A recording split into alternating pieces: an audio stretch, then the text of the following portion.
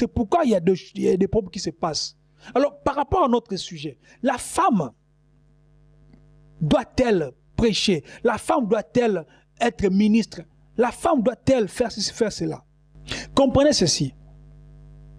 Lorsque Paul dit dans 2 Corinthiens chapitre 5 verset 17 que lorsque quelqu'un est en Christ, il devient une nouvelle créature ou une nouvelle création.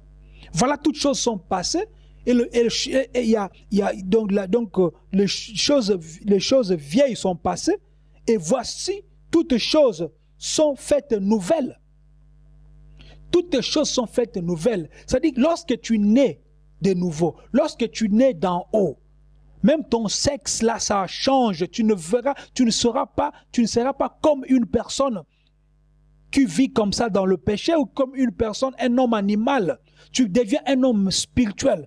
Car la Bible nous dit dans le livre de Job qu'en réalité dans l'homme c'est l'esprit, c'est comme ça. L'homme est créé esprit d'abord. C'est pourquoi lorsque tu meurs, ce n'est pas ton corps qui rentre, mais c'est ton esprit. Or, l'esprit n'a pas de genre, l'esprit n'a pas de sexe. Comprenez ces choses, bien-aimés. Galates 3, 27 nous dit, « Vous tous qui avez été baptisés en Christ, vous avez revêtu Christ.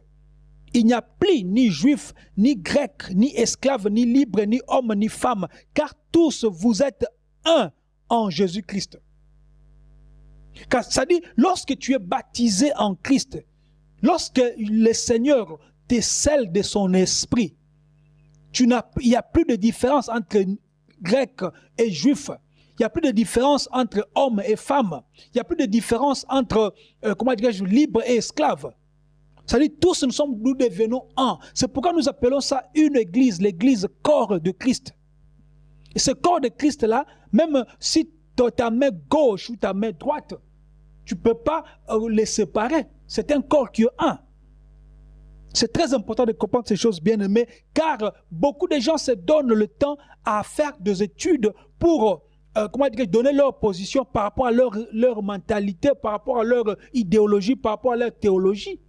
Mais là, je vous parle de choses de l'esprit. Maintenant, voyez-vous pourquoi est-ce qu'il y a trop de débats par rapport à ces problèmes de femmes dans le ministère? C'est maintenant la base même de cette émission, de cette vidéo. Il y a beaucoup de débats. Pourquoi? Puisque beaucoup de gens, femmes, hommes, tout ça, sont dans des systèmes établis par des hommes sur la terre. Sont dans des systèmes établis par des hommes sur la terre. Un homme est pasteur, il coach sa femme à devenir pasteur, ou son enfant, son fils, ou sa fille, je ne sais pas, à devenir pasteur. Pourquoi? Puisqu'il veut que tout ce qu'il fait, même s'il n'est plus là, que sa femme bénéficie de cela, c'est comme un héritage. Vous voyez déjà que, dans ce cas, et la femme et l'homme, vous tombez. Ce que vous faites, ce n'est pas de Dieu. Un homme qui voyage, mais sa femme reste en train de diriger l'ensemble dite église. C'est démoniaque. Et puis ce qui est bizarre, beaucoup des assemblées dites chrétiennes, il n'y a pas d'autres femmes qui deviennent de pasteur avant la femme du pasteur. À moins que le pasteur soit quelqu'un qui est au point de 1 Corinthiens chapitre 11 pour dire que la femme se taise. Quelqu'un qui avec sa dictature familiale, avec ses comportements, et qu'il est pasteur, à moins qu'il soit de ces gens-là. Mais s'il est du genre de gens qui disent, wow, de toute façon, c'est mon business, c'est mon ministère, je mets ma femme, je mets mon enfant, vous remarquerez que pas une autre femme à part cette femme-là. La femme à part son épouse, je veux dire. Les choses sont faussées à partir de là. Lorsque vous entrez, vous restez dans des coquilles, lorsque vous avez déjà des gens, je veux dire, confinés dans vos assemblées, et vous faites de cela votre business, et l'homme et la femme, vous êtes assis devant, comme ce n'est pas roi et reine. Et dans ce cas, même toi l'homme, même toi la femme, ça dit vous êtes dans la fausseté. Puisque là, il n'y a pas l'Esprit de Dieu. Si vous restez dans des appellations, dans des dénominations, avez-vous déjà posé la question, pourquoi il y a tant des églises? Pourquoi il y a tant des assemblées? Dans une avenue, je ne sais pas combien, c'est-à-dire dans une ville, il sait pas, on ne peut même plus les compter. Allez sur Paris, il y a d'autres avenues avec 3, 4 assemblées, tout cela.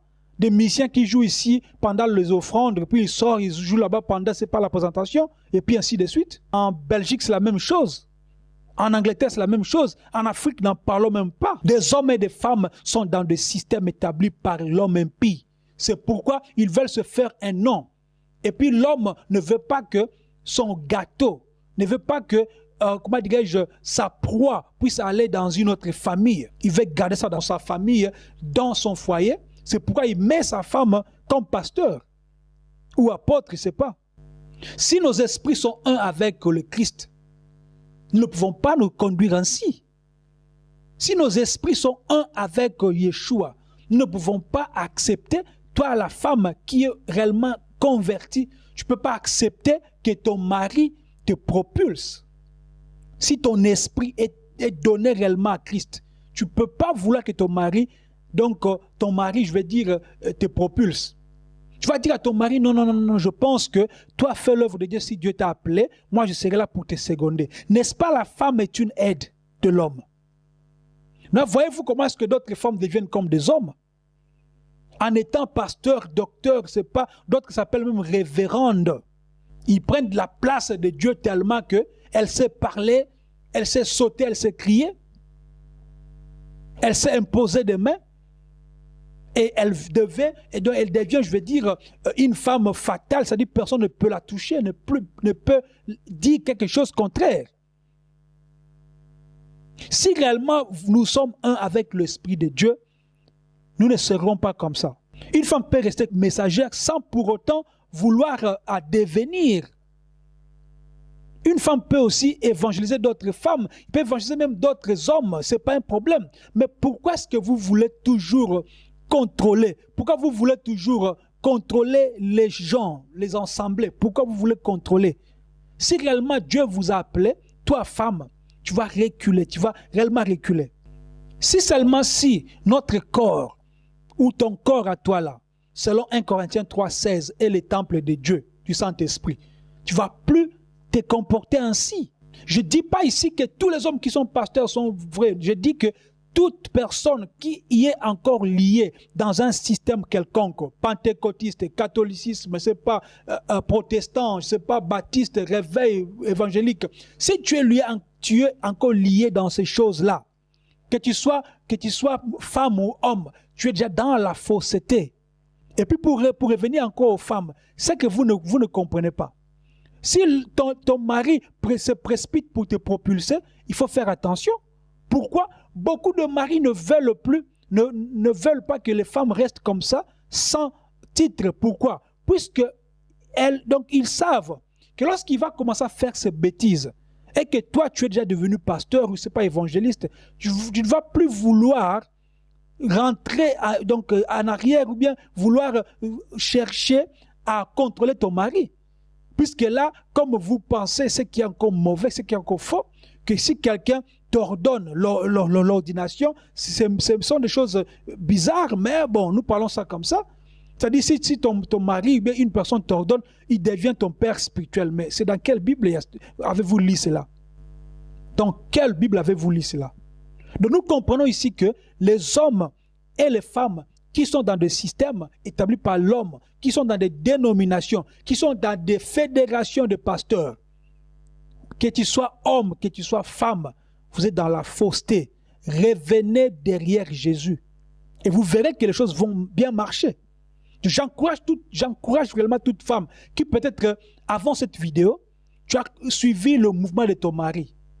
Dis à ton mari, non, c'est pas Dieu qui m'a appelé. C'est toi qui m'as appelé. Dis à ton mari, non, je recule, je vais un peu, donc je ne veux plus m'afficher. Beaucoup de femmes veulent s'afficher avec leur mari pasteur, la femme évangéliste et la femme docteur, la femme c'est pas apôtre. Elle veut s'afficher sur les affiches pour qu'on voie couple pastoral. Mais vous avez vu ça où? Puisque nous devrions suivre le modèle des apôtres. Comment est-ce que nous suivons le modèle des hommes? Même chez les catholiques, ils font cet effort-là de respecter, bien que ce n'est pas une bonne église, bien que ce n'est pas l'église de Yeshua, mais quand même l'éthique, le moral, ils essayent un peu, bien que superficiel aussi. Il y a des choses qui se passent là, comme vous le savez, l'idolâtrie, tout ça, et puis la pédophilie, tout ça. Mais ce que je parle ici, je vais dire par rapport à l'éthique, parce que la Bible nous dit, est-ce que la nature nous enseigne-t-elle pas? Femme, si tu es réellement né de nouveau, si réellement tu es né d'en haut, je t'encourage à rester messagère de la bonne nouvelle. Mais retire-toi. Prends ta chaise là lorsque tu es assis. Ce n'est pas dans votre mouvement, ce n'est pas dans votre groupe, tout ça. Prends ta chaise, mets derrière et assis-toi comme d'autres gens. Et toi, Marie, si peut-être tu as fait ça par sentiment, essaye de chercher la face de Dieu. Et toi aussi, recule. Est-ce qu'on ne peut pas servir Dieu sans pourtant être pasteur, docteur, bishop, tout cela? Pourquoi voulez-vous toujours avoir des titres? Pourquoi? Et des hommes et des femmes. Si tu n'as pas l'esprit de Dieu, tout ce que tu vas faire, même si tu lis 1 Corinthiens chapitre 11, que la femme se taise, toi tu devrais te taire, puisque c'est toi qui commets d'adultère, c'est toi qui cours avec des petites filles, c'est toi qui cours avec l'argent de l'église, tu achètes des vestes, des cravates, tout cela. C'est pas ta femme, c'est toi qui le fais. Et aujourd'hui, la majorité de ceux-là qui sont dans le ministère, entre guillemets, puisque ça a vérifié, si c'est un ministère qui vient de Dieu, la majorité sont des hommes. Est-ce que les choses marchent? C'est pour vous dire que lorsque vous venez dans la moisson, seul, vous allez commettre des erreurs comme ça. Mais lorsque l'Esprit de Dieu va vous appeler, lorsque Yahweh va vous attirer, vous verrez que vous allez travailler avec, comment dirais-je, humilité. Comme Jean qui pouvait dire, Jean-Baptiste, que moi je puisse m'abaisser, que je puisse diminuer, que lui puisse être élevé.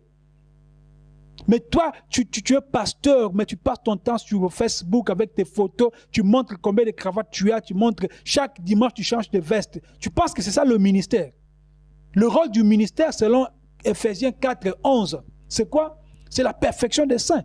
Dans ton ensemble là où tu pars, de gens, des femmes qui s'habillent comme ils veulent, comme des prostituées, des hommes qui se tressent, qui portent des boucles d'oreilles. Tu ne prêches pas sur la sanctification, puisque tu sais même toi-même que tu ne veux pas te sanctifier, puisque tu ne viens pas de Dieu. Alors ne dis pas que la femme se taise. Toi, tu dois te taire aussi. Repartir à zéro, demander pardon et chercher la face de Dieu. Ce n'est pas que puisque tu étais musicien dans le monde, tu deviens musicien donc dans l'église. Et après quelques années, tu deviens pasteur. Ce n'est pas normal aussi. Ce sont des choses que nous parlons avec émotion, puisque nous sommes enfants de Dieu. Que personne ne nous dise que mais prêcher l'évangile, c'est l'évangile. C'est l'évangile que nous prêchons.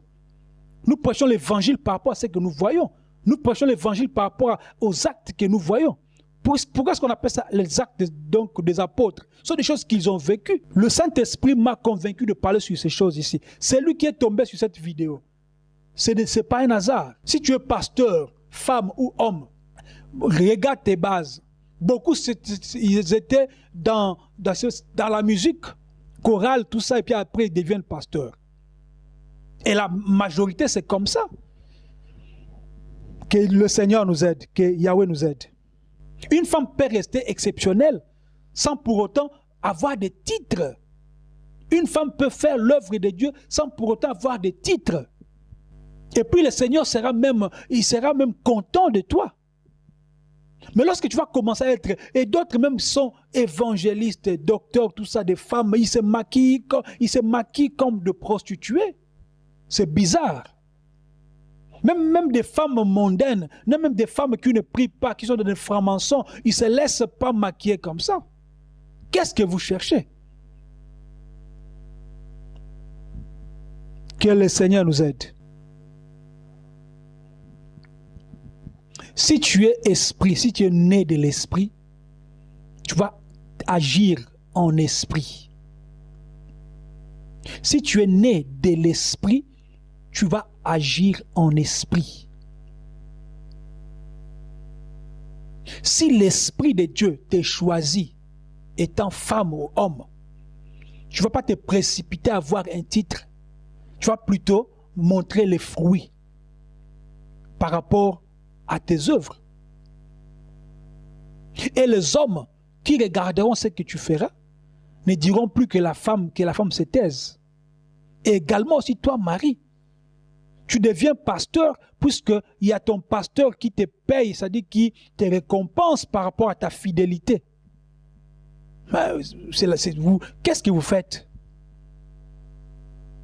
Est-ce que nous serions enlevés puisque nous sommes pasteurs, docteurs, apôtres, évangélistes? Est-ce que nous serons enlevés par rapport à ces critères-là? Est-ce que nous serons enlevés puisqu'on nous appelle maman pasteur? Est-ce que nous serons enlevés puisqu'on nous appelle papa pasteur? Comprenez ces choses. Nous tous, nous sommes enfants devant notre Dieu. C'est pourquoi c'est lui qui est notre Père. Le Seigneur Yeshua nous dit, lorsque vous priez, dites notre Père. C'est-à-dire c'est notre Père. Lorsqu'il est notre Père, nous devions nous comporter comme des enfants. Et un enfant ne fait pas quelque chose de lui-même.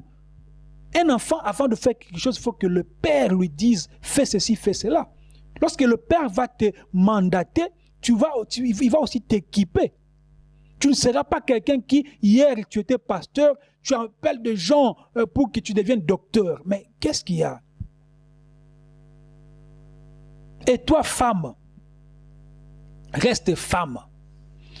Pour terminer, il y a quelques conseils. Tite chapitre 1, verset 5. Il donne quelques